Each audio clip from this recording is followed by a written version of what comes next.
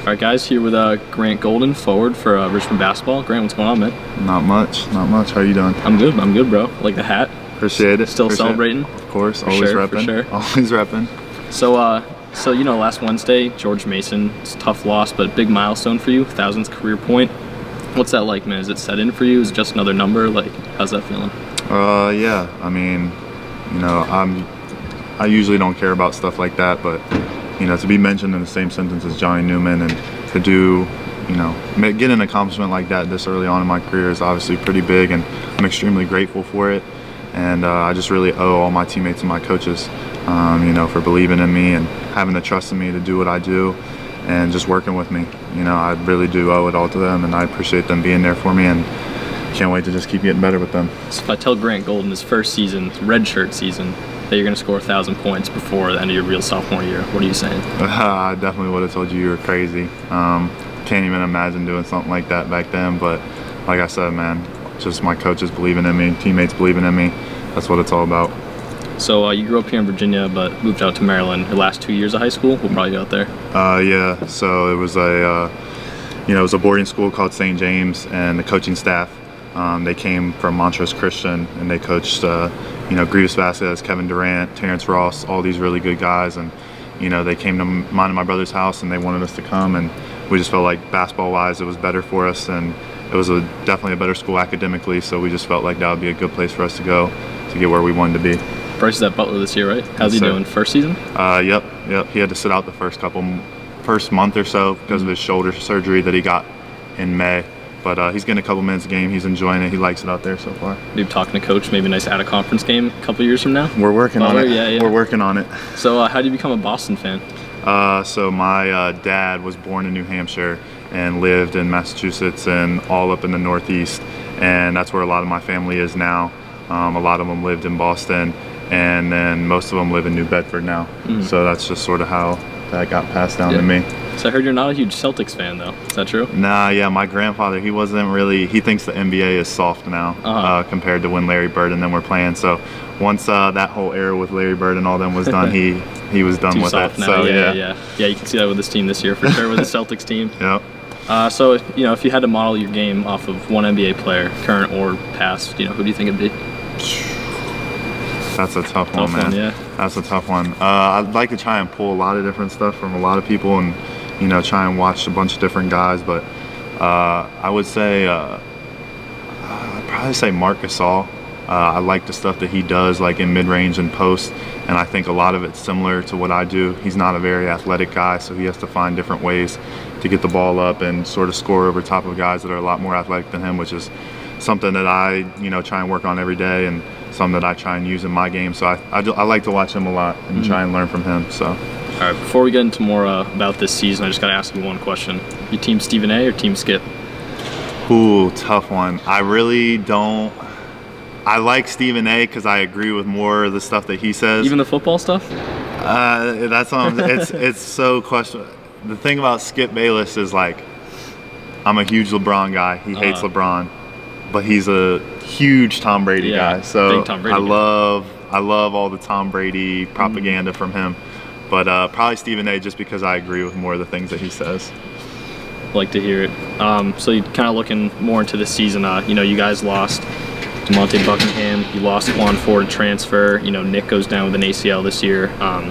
You and Gilly are kind of, you know, just like that, thrust in these leadership roles as just sophomores. So, like, what's that been like for you two guys? It brought you together. Like, kind of came on to you guys pretty fast. Yeah, for sure. I mean, me and him were best friends since the day he got here. You know, we've been really close, and I think that's sort of helped us step into those roles a little bit coming into it. But you know, we've done a good job. There's a lot of things that we got to keep improving on in terms of leadership. Both of us, you know.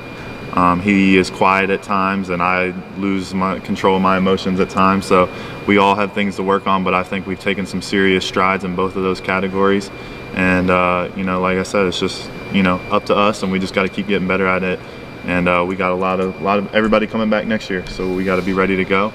And we got to finish out strong here and try and make a run in this tournament. Have there been any guys that you played with when you were younger, like TJ, that have kind of, you know, reached out to you and kind of helped guide you into that leadership role? Yeah, I mean, I talk to TJ all the time.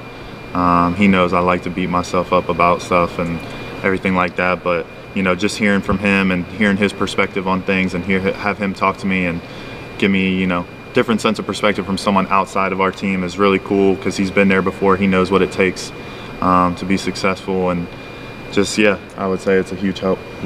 So kind of going off of that, so, you know, you, Gilly, but also Nate have kind of formed a big three this year. So he had a little bit of a different role than you and Gilly did last year, and has had kind of almost like an emergence this season. So what's that been like? Like, what has he added to the team for you guys? Yeah, you know, it's been huge. You know, Coach Mooney was really on Nate all the time last year. We were really always on Nate, just constantly in practice, workouts, whatever it may be. And I know it probably wore down on him a little bit, but we saw the potential in him, and we knew what he could be, and he's come into that this year. And the crazy thing is, I think he can be even better. As good as he's been this year, I know he can be even better. And we just got to keep believing him, keep feeding the ball, and he just got to keep having confidence in himself. But he's done outstanding this year, and you know, we wouldn't win some of the games that we have without him. So we've really appreciated him this year. And like I said, he's just going to keep getting better from here. Do you feel like he's helped your game even more specifically? Just, you know, you guys aren't the biggest, most physical team, so having that extra presence down the interior, is that into your game? Yeah, for sure. You know, I played with my brother my last year in high school, and we did a lot of big-to-big stuff, high-low, stuff like that. And with our offense in the Princeton, not a lot of that shows up. But now that Nate has been playing like he has this year, we have had some moments where we were, you know, going block to block, high-low. It's made things a lot easier in terms of when teams go zoning us. Either me or him are able to hit the high post and get in there and make things happen. So it's been huge for us. So you talked a little bit about, you know, modeling your game off of Marc Gasol. He's been a guy that he's actually been a good passer too, you know, as a big man. And this season you're averaging about 4 assists per game in conference play. Coaches all the time talk about in the post-game conferences how well you pass as a big man. Is that something that's been opportunistic for you? Do you focus on that? Do you really take pride in passing? Yeah, you know, a couple people have asked me about this here in the last couple weeks, and you know, it really bothered me last year that I had more turnovers than I did assists.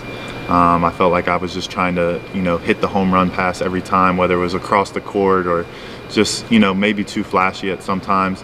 But, you know, Coach Mooney and them really talked to me in the offseason about just making the simple pass. The simple pass would lead to the open shot, and I think I've been able to do that this year. Nate's a huge part of it. I've been throwing a lot to him on the opposite block when I've been getting doubled. He's been able to finish over there. So, yeah, it's something that I really take pride in, and I've gotten better at, and hopefully can keep getting better at.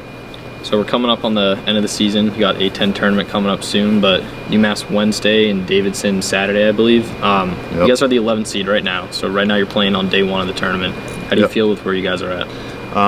You know, we had a rough week this past week. Going 0-2, played 2 tough teams, and lost 2 tough games. But you know, we got an opportunity this week to go to UMass, and having Davidson here on senior night is obviously going to be fun. I'm sure there will be a big crowd here, so just another opportunity. We got to take it one game at a time. So we got to try and go get this one Wednesday and worry about Saturday when it comes, and try and get this momentum going for the A10 tournament. All right, Grant, before we wrap it up, just want to ask you, what's one thing looking into next year, this summer, what are you trying to add to your game, one piece? Probably just outside of 3-point, I want to shoot the 3 better, but if I had to say something outside of that, it would probably just be my touch around the rim. You know, obviously I've done pretty well this year around the rim. That's where I get the majority of my shots, but just making it as automatic as I possibly can, just getting better touch and making sure that when I do get down there and get in positions to score, that the ball goes through the basket no matter what. Appreciate it, Grant. Good luck on Wednesday. Gonna need a jacket going into Amherst. It's a little chilly up there. That's what I heard. That's what I heard. We'll be ready to go though. Yeah, good luck for the rest of the season, man. Appreciate it. Thank you. Appreciate it, boss.